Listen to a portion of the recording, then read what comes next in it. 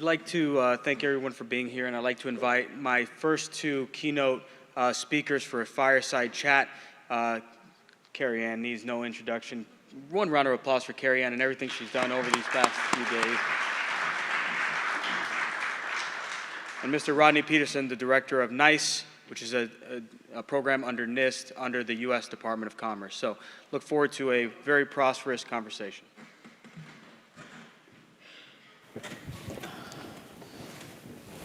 All right, can everyone hear me? Are we connected? Yeah. Fantastic. So it's been really enlightening over these past 2 days to hear a lot of the discussions that we've all had, particularly around the vulnerabilities facing our hemisphere, about the new technologies and the impact that new technology is going to have. But one thing that you've heard, and it's been kind of aligned within each of the panels, we have a people problem. We don't have enough people to be able to fit the roles that we need to be able to protect ourselves, our hemisphere, but also to be able to grow and expand as a secure and resilient region. So I'm curious from your perspectives, given the increase in new technologies, we talked about AI today, cryptocurrencies, traditional cybersecurity, increased digitization and internet penetration across the hemisphere. What do you see as kind of the opportunities from the human element in cybersecurity education, training, and workforce development, and things that we're doing, things we could be doing better, but also the opportunities we have to grow as a shared community to defend against these cyber risks? So, Kerry, if I could start with you for a few minutes. Thanks for that, Randy. And I think just following up, Rodney is like tongue twister. I think following up from even the panel that closed us in the symposium, I think Ms. McPherson had kind of alluded to that as a growing issue, and I think it was a good segue into this session. From where we sit, I think looking at our region as not just one big region, but recognizing that within the region, there are actually individuals and personalities. And the personalities come from the country itself and what the needs are. The opportunity I see is that as a region, we are actually have the opportunity to learn from others. The adoption of technology, I think, is something that we've been promoting, that we need to do AI, we need blockchain, we need all of these things. But will it actually address the risks? Will it actually address the needs of the country? If you take a small island state that pretty much is materially paper-based, and day to day, they go on the streets and it's actually cash that they're using and coins. And then they go to the bank and they're actually withdrawing cash from the bank. And they have to actually go to the grocery. They're using cash again. Would an AI topic or education mean anything to someone like that? And then you may go to a more developed state who is population is over 300. The electoral system is digital. They can actually log in from whichever country they're visiting and still be able to vote. That conversation would then make more sense and more relevance. Within the region, we also have disparity in crime rates, and some of our island states have a hurricane. When you talk about digitization, will it make sense if it is that they're worried about budgeting for recovery from a hurricane, or they're worried about being able to let their citizens feel safe from crime? So the opportunity I see is us having the space to start reflecting on what are our needs, where are we projecting to grow, and not to try and fill a gap, but to start to think of education as how we thought about math and English, enabling the kids to have digital skills as a part of their thinking. So if it is that we offer math, English, then we offer them computer science from primary level. So it now becomes a part of their everyday language. And as they grow, they'll start to see the needs and say, hey, I don't have to just be a doctor. I can actually be in the medical field and innovate for the medical field. I'm now going into being a lawyer. I can then start thinking, oh, digital evidence, I don't have to be a technologist. So I think the opportunity is us pausing right now to think ahead, what are our needs, and then fill that. Rodney, what do you think? Yeah, and Randy, if I can kind of reframe the people problem to a people opportunity, and I think if those of you who are online weren't here this morning to hear Kemba Walden speak, she spoke about their mission to help communities thrive and prosper. And I think cybersecurity and cyber workforce creates that opportunity for communities who haven't previously participated to have access to a good job. And in the United States, we have a series of good jobs principles that the Department of Commerce and the Department of Labor put together. And it talks about salary, it talks about benefits, but it also talks about culture and opportunities for career advancement. And cybersecurity offers all those characteristics or attributes of good jobs. So for me, it's really exciting. And again, I don't want to replay some of the cybersecurity aspects of AI or emerging tech that we heard the last day and a half. I'll summarize by saying I heard a couple phrases that I think resonate. One is there's challenges and there's opportunities, and it can be used for good or for evil. So I'll just give a couple examples of the good, because I like to think of my glass half full. And the good that I see from, for example, blockchain in the United States, and actually an international project, we have a partnership with IBM, the National Student Clearinghouse, and IQ4 to create a digital learning and employment record. We call them LERs. But this is the future, to replace the paper resumes or the paper ways that people describe their strengths, their skills, their abilities, into kind of a digital portfolio, if you will. And this blockchain allows to take credentials that are verified and validated by a variety of sources, including a high school who might give a diploma, to a college or university that gives a degree or certificate, industry recognized certification that comes from a third party, or the achievements that you accomplish in the workplace. Because quite frankly, a lot of the learning doesn't happen just in your high school or your 4 years of colleges, it happens in work. So this digital learning and employment record is a very exciting, I think, way of the future to allow us to better leverage technology to replace some of the traditional kind of paper-based approaches. The other example I would give is when you think about that context of identifying talent, or for learners wanting to get a job, of how machine learning and artificial intelligence will help increase fit and findability between that employer who has a job to fill and knows the qualifications, the skills that they need, and then the learner that through that learning and employment record brings that portfolio of expertise, skills, and achievements that will help them more quickly, more efficiently connect. Yeah, one thing that was interesting, and you both kind of alluded to a piece of it, is this idea of awareness, right? And when I was growing up in Miami, again, I'm first generation American from Cuban parents, you could either be a doctor, a lawyer, or join the military. So naturally I joined the military because I'm not that smart. And we still need all of those, by the way. Exactly right. But I wasn't that smart, so I joined the military, and here I am today. So, but no, the awareness piece is very important, and a lot of the narrative, particularly in the region, when I travel in the region, cybersecurity as a career option isn't really brought up. It's not thought of as, hey, it's something. And then there's the misnomer, which we've all seen, which is cybersecurity. Oh, I don't do programming. Oh, I don't want to be, doing programming and systems development or administration, things like that. But there's so much more there. So what are some of the things that you're doing, and what are the things that you're seeing that are very valuable from a cybersecurity awareness perspective, particularly for underrepresented communities like women or Hispanics or Black and others? I mean, Allison alluded to it in her opening remarks. One, we try to look at exposing persons at an early age as much as we can. But at the end of the day, we are a regional organization that mostly works with governments. Yeah. So although we have partnerships with the private sector and civil society, we also have to take kind of a governmental approach to help them think it through. So one of the ways that we do that is, one, reskilling and upskilling some of the public officials. A part of that is awareness raising. A part of that is giving them technical skills. Or a part of that is actually drafting national cybersecurity strategies that takes into account awareness, it takes into account the skills needs, et cetera. Another thing that we do is to try and find innovative projects that would have natural synergies with other partners. So what we mentioned earlier about a career path in finding a digital career, we've partnered with CICTE Foundation over the past 7 years, and we actually target lower income students. And we not only give them the certification and the skills they need, but we encourage our partners to give them internships. Because as Rodney says, you leave school and still you may not know what a real world problem looks like. Basic things that we've incorporated into that is even training them on how to speak.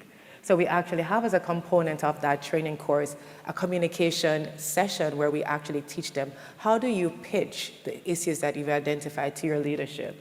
And a subcomponent of that is actually encouraging entrepreneurship as well. So many of these kids that we've brought into the room, we've given them real-world problems, asked them to find real-world technical solutions. And we've brought them, for example, to an incubation in Spain for them to pitch as well, to say, okay, how do you create a business? And that is where the track changes. Another aspect to it is recognizing that the awareness that you do to the public will actually facilitate them recognizing that their kids can make this a career.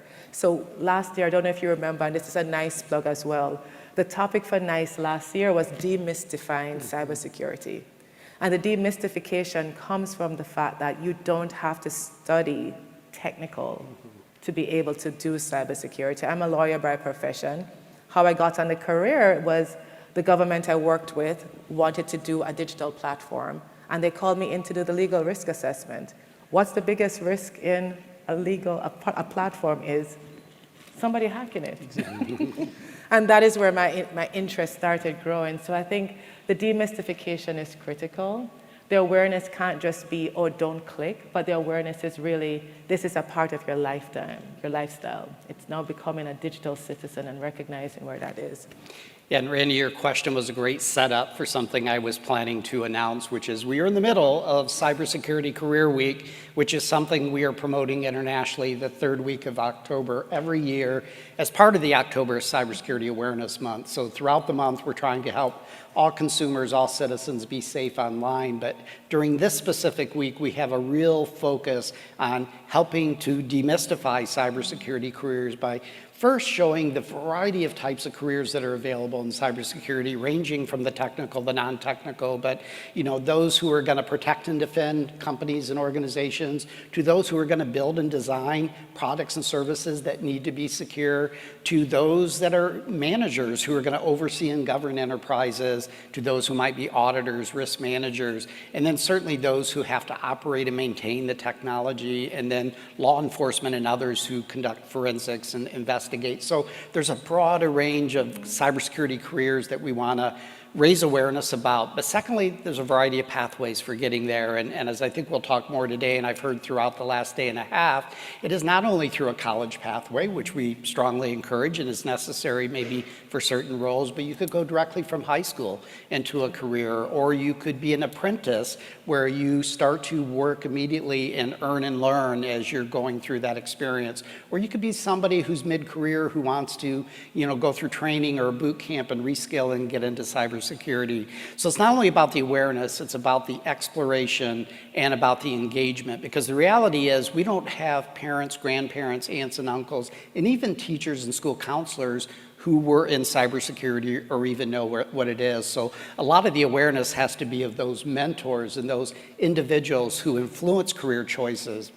One other thing we launched this week in that regard is a new Cybersecurity Career Ambassador program. And I encourage you to go to our website. We did a webinar yesterday where a variety of individuals talked about that program. We're hoping to really empower a new group of individuals who have that information, that expertise, that passion that can spread the word more broadly. Now, Rodney, I do want to follow back up with you, because earlier this week, and Monday, you were, I think, in front of Congress, and you were talking about some of the initiatives and activities, not that you've done and you've successfully completed, but going forward, kind of that approach going forward. Can you maybe give some highlights for those in the audience? Yeah, so in addition to launching this Career Ambassador program I just described, we throw out the data about the open jobs in cybersecurity frequently, and so cyberseek.org is a website that we fund in partnership with Lightcast and CompTIA. We frequently update that data, and the data this week we announced is 572,000 open jobs in cybersecurity, again, across that broad array of jobs in the United States. Now, I would also add that that broad array of jobs is aligned to something NICE does called the NICE Workforce Framework for Cybersecurity, or NICE Framework, to make sure as we're throwing out numbers or developing curriculum and training or hiring people that we have a common definition of cybersecurity, a common methodology for thinking about skills and knowledge, as well as the tasks to be performed. So CyberSeek is one way we try to increase awareness about jobs, and not only awareness about jobs, but the different pathways for there. So the second part of CyberSeek that is equally exciting, especially for introducing youth and adults to careers is you can click on the kind of job you might currently have or aspire to and find out what the salary is, what the job requirements are, what the training is needed, how it aligns to the NICE framework. So CyberSeek is a resource that we continue to look at building, and there are some other countries that are using that methodology as well. Secondly, we were also that same afternoon able to participate and support our selection of our U.S. cyber team. And I think later you'll hear from Brad Wolfington, who's part of the U.S. Cyber Games organization. But that's another really exciting way to introduce anybody who maybe doesn't ever tried cybersecurity before to participate in a capture the flag competition, and then we winnow it down to the more competitive folks and have kind of an open competition, a combine, if you will. And then Monday afternoon, we drafted the next 30 individuals who are going to compete representing the United States in an international competition. And it's not just about the international competition, it's about building the capacity of each of our countries, the other countries that we compete against. So those are just a few of the things that we're actively doing to try to, get the community engaged and looking at alternative ways of getting the message out. Yeah, absolutely. One of the interesting things, and we've talked about it, we've heard a lot about it, is the skills. And you alluded to, Rodney, that, when degrees are great, not everyone needs degrees, and especially, Kerry, in this region, as we know, there is a lot of folks that we need very quickly, particularly in government that can't pay a lot, and if we have that university requirement, a specific tech requirements, it's very difficult to get people in, because once they're in, as you all know, they leave to the private sector to make a whole lot more money. So what are some of the things from a skills perspective? How do we reframe the thinking of degrees are good, they're important if you want that growth, it's very important. But from a personnel, work acquisition, acquiring talent, retaining talent perspective, what are the kind of skills that you think you're seeing across the hemisphere that are really resonating or really needed by these governments? It is a difficult question because, as I said, the level of development of each of the countries will be different. One of the things that many of our member states are investing in now are digital government platforms, thinking about it from the perspective of offering better services to their citizens. Many of them are also doing kind of a whole of government across network merging, centralizing their services to like one network or one commercial license that goes across all government. So I think scaling it down to like basic government needs, it's persons who can actually monitor, persons who can actually respond once it is that there's any threat. So if you think about a data analyst or a forensics analyst, like basic things. But cyber, I think, Rodney, is not just one side in terms of just the security aspect. We also have to think about other job functions outside of the technical, because then in order for you to investigate once you find it is a crime, we also need our law enforcement officers to be able to do digital forensics investigation, preservation of evidence, and then you also need prosecutors. Yeah. So it's across the region, there's going to be a nexus to be able to see what are some of the traditional job functions that keep society running, and then where are we actually layering a technology on top of that would require them to understand the technology, and then to be able to understand when they need to tap out and tap someone in. A whole of government approach is something that we're actually promoting now. We're working with the Inter-American Telecommunications Union to develop what we're calling a cyber educational framework. This framework takes into account all the skills or knowledge needed from primary to tertiary and beyond for upskilling and reskilling, and helping governments to be able to develop a cyber educational framework. This framework, we hope each government will kind of take as something for their own, and we're going to make it a public good that other institutions can partner with us to implement it nationally. What do we hope to accomplish from this framework is that cyber education won't be a quick fix or a Band-Aid. It's not them just running into schools and saying, hey, cyber is a career, but it will actually become a true educational option. How it ties back to the skills question, it ties back because if it is that we're approaching it holistically, the needs of the government is going to change, the needs of private sector is going to change, because sometimes we tend to focus on just what government needs. The report that Alison alluded to earlier with Cisco on workforce development, we actually identify that you have a pull factor and a push factor. The pull factor in terms of industry needing skills. So the imbalance that you see of persons getting the skills and leaving, it's because we tend to just focus on what government needs. So if we focus on what just government needs and we're upskilling everyone within government, of course they're going to go to the private sector. Yeah. So as governments, we need to then partner with private sector to ask, what are the skills you need? Let's talk to academia and make sure that we have a pool that can fill your needs and my needs. But we've been so introspective about our needs, and we haven't spoken to the private sector. So there needs to be, as government, a balance to know what are the skills that they need, what we need, and then work with academia and training institutions to fill that. Mm-hmm. Yeah, I would just add that NICE is working with the Office of the National Cyber Director on their new cyber workforce and education strategy that makes it really clear that the U.S. government wants to prioritize skills-based hiring. Starting with skills is what employers want to do. It doesn't mean that degrees and certifications and other credentials are not relevant or a way to validate those skills. On the other hand, we do know there's a disconnect. Employers are, increasingly unhappy with candidates that graduate from college. They're not job ready. And so what that means for me is that colleges and universities need to step up and do a few things, such as more hands-on learning experiences. It can't just be lectures and reading a book and taught that way. In technology and in policy and other areas, you need to get your hands on and not only demonstrate what you know, but what you can do. And that leads to the second kind of transformation is more performance-based assessments. We're not just testing knowledge, but we're actually asking them to demonstrate skills, and that degree or certification can be a validation of that. And then finally, which is a combination of employer responsibility and educator responsibility, is more work-based learning experiences. And that not only includes apprenticeships, which I alluded to, which is fairly unique in that regard, but it could include internships. It could include externships for teachers and faculty who need to get, real-world experience.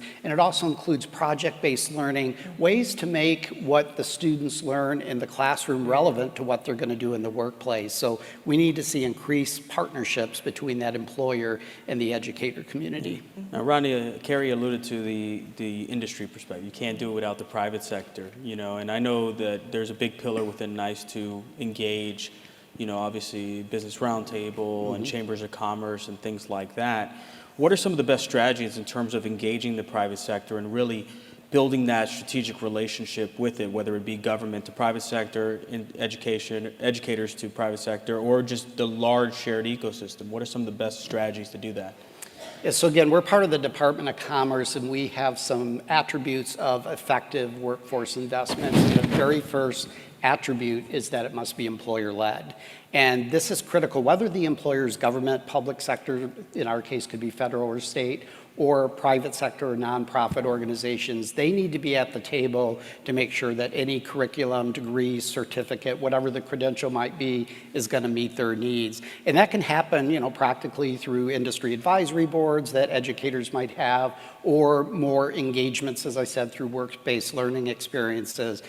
One other thing that NICE is funding, we're in the process of reviewing applications, are what we call RAMPs, or regional alliances and multi-stakeholder partnerships, where we take local ecosystems and make sure the K-12 school, the community college, the university, the education training providers, the employers are working together for local economic interests. But again, the premise is this is employer-led.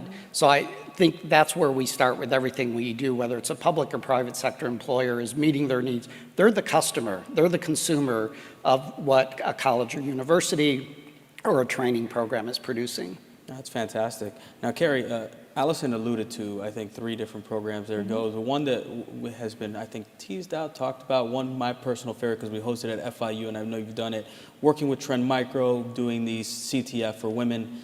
How did those relationships develop? How did you engage the private sector towards this shared idea of providing those skills for women in this case, but also providing skills for the community?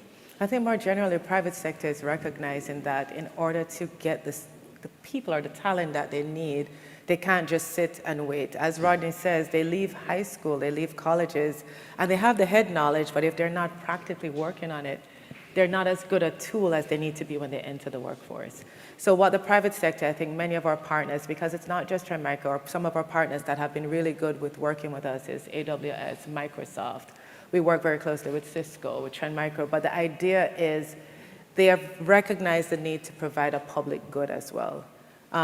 Being with the OAS, a part of it is a platform to be able to access 34 countries, but in doing so, offering some of the free certification enables persons to have a quick entry into market. Sometimes the barriers are certification to enter the market. So I have a degree, but I don't have these certifications in Python, in this, in that. And the partnership allows them to upskill them really quickly so they can just run into the roles, as Rodney said. I think the key things with working with the private sector in that regard is that we, as the OAS, yes, we're a regional political body, but the private sector is where the technology is being built. The private sector is where the technology is being driven. So who best to know what skills they need than the private sector? So it's like us sitting down and deciding that you need a degree in computer science. And it has nothing else in it. There's no forensics, there's nothing. That's you learning how to just do ones and zeros. So the private sector for us is key, and how we've been able to attract them is recognizing that we have a need for member states and they need persons to work with them. So it's been a natural fit. Absolutely. And one thing's interesting, though, because even within the private sector, you do have that disconnect. So oftentimes you have a SOC analyst or a SOC manager that's trying to hire a SOC analyst, goes to the HR individual and says, hey, hire me a SOC analyst. And you'll see the job description, and great, yeah, 5 years CISSP, and it's like, I saw a job description for a job that didn't exist 3 years ago, and they were asking for 7 years of experience.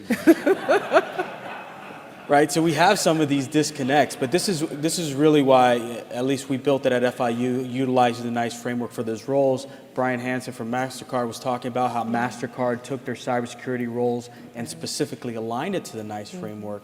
I think the conversation is about how do we create that ecosystem of communication that limits those levels of disconnect. Is it a trust issue? Is it a miscommunication issue? Is it we're moving so fast that we don't have time to kind of think about what we're doing? What do you think on that? To be honest, I think it's the latter.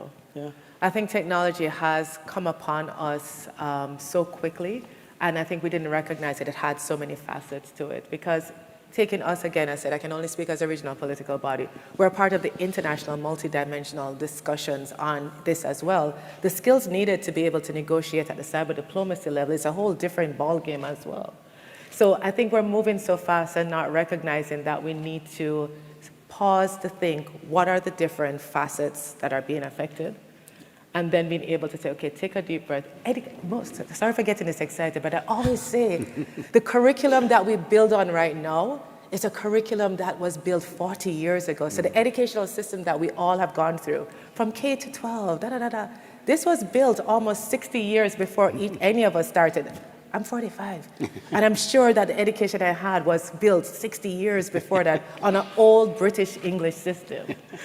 And then I think we're unrealistic to think that suddenly, oh, we need cyber skills. It's just going to happen like that. Mariana, I don't know if she's in the room. She was one of the first persons that said to me, Kerry, in order to change the curriculum, persons need to even think about, in a day for primary school, when do they get a break? Right now, they do math in the morning, English right after, physical education, and then religion. In order to change that curriculum to add computer science, they now have to change the entire, just the daily schedule. And I was like, I didn't think about that. Yeah. But if I can jump in on that point, because it's a point well taken. NICE also has a strategic plan, and one of our objectives talks about integrating cybersecurity across the curriculum, because this is not a standalone subject anymore. As we heard today, who's in the financial services sector, we all are. Cybersecurity cuts across every sector. So you can take a mathematics course and introduce cybersecurity or technology concepts through the examples or through the problems you ask students to solve. Certainly you can do that in history and social sciences and other ways. One of my pet peeves is that there's complaints that computer science degrees or curriculums don't offer a cybersecurity course for its graduates. I'm actually happy they don't, because I'd prefer they teach it in every course that a computer science student gets, rather than that cybersecurity course that quite frankly is going to be an elective, and a lot of them may not take it anyway. So anyway, I think whether it's K through 12 or higher education or in the workplace, as we heard, cybersecurity is everyone's responsibility, and we need to treat it that way in our training and in our curriculum. And just to piggyback on what Rodney says, though, and if we think about the fact that you need to have cybersecurity as a threat, it does not take away the point that you still need skilled individuals. So while cybersecurity as a natural skill like math and English is for everyone, we still need to make room for the technicians. Because you still have an infrastructure that, so we're not saying that everyone is going to become a cybersecurity guru, but cybersecurity should be a natural part of your thinking. Yeah, no, I think back to a story. Obviously, I'm based in Miami. Miami is very tourist heavy. So we built a course in our hospitality management program that would ultimately teach them about IoT devices. Because putting Alexa in every hotel room seems like a great idea. But the cybersecurity professionals knows in the room, the first thing you're doing when you're coming in is unplugging that thing, right? So it's fascinating how, again, we have to adapt, certainly as educators, but also as employers, we need to adapt. As learners, we need to be able to adapt to that kind of changing environment. We have about 5 minutes left, but there is a couple points I want to touch on. Certainly from the K-12 perspective, I think that's a big one that we're hearing a lot of. We've talked about for years the generational change that's going to need to come before general awareness, cyber hygiene, the equivalent of brushing your teeth in the morning is equivalent of checking the link before you click on the link, right?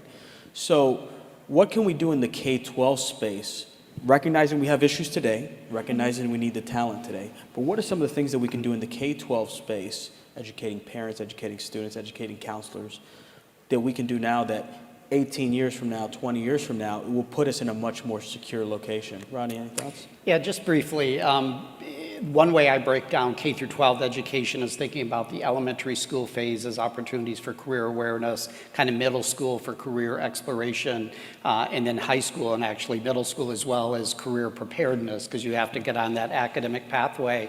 It is not too early to start introducing young children to cybersecurity careers. During the pandemic, I had the benefit of working at home and having a third grade class in my living room and a high school math class in my upstairs. And I got to overhear a lot of these third grade conversations where my daughter as a teacher was talking about careers to third graders. And when one of them said, I want to be a babysitter when I grow up, she said, well, why do you want to be a babysitter? Well, she said, I have 9 siblings and I'm well prepared for that career. But she, really was trying to steer them, especially as a woman teaching other women, into careers that maybe their parents, their grandparents, et cetera, didn't know about or have an idea about. So anyway, I think we need to think about it in that career perspective. And then, another thing about the OECD cyber strategy that, we talk a lot about is foundational skills. What are those foundational cyber skills that everyone needs? And the best place to start teaching those are in the K through 12 curriculum. Fantastic. Kerry? I think I'll probably speak to the framework that we are building. The cyber educational framework actually takes it from K through 12 as well, but a key component that we're working on is the implementation of the framework. As CICTE, we don't believe that you just build a framework, you need to actually implement it.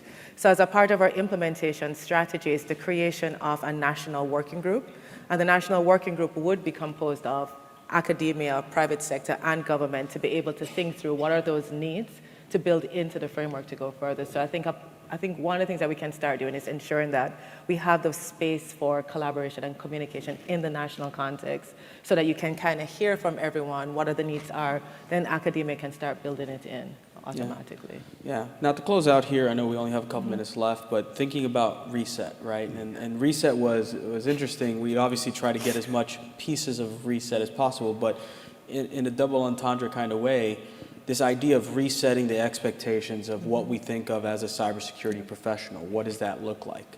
We talked a little bit about that, but if you had to reset an expectation or reset a perception of a cybersecurity professional, what is that reset that you would like to implement and kind of share that message with those in the crowd? Rodney? I would just say, apropos of this conference and this audience, that cyberspace has no boundaries. And so for those of us that are working on cybersecurity education, training, and workforce in our local communities and our national perspectives, that we have to think across borders and across cultures and across partnerships with different organizations. Because, the United States has been working on this for a long time, and we perhaps have some knowledge and experience to share. But we also have a lot to learn from those who are just getting started or maybe earlier in their journey, because they have fresh perspectives. They maybe have creative and innovative approaches we haven't thought about. So I think we really need to be willing to have that international global focus that RICET's all about. From my perspective is what a cybersecurity professional would look like is someone who can look at their current career and think about the digital risks for that career. That's it for me. No matter what you're in, if you're a barista that's using a digital machine to make coffee, there's a risk right there. It could be hacked. So I think a cyber professional for me is someone in all aspects of their career, they think about the digital risk involved. Phenomenal. Give it a round of applause, please, for Rodney Petersen and Kerry-Ann Barrett. All right, we're going to turn it over to my friend over here, Mr. Shakespeare.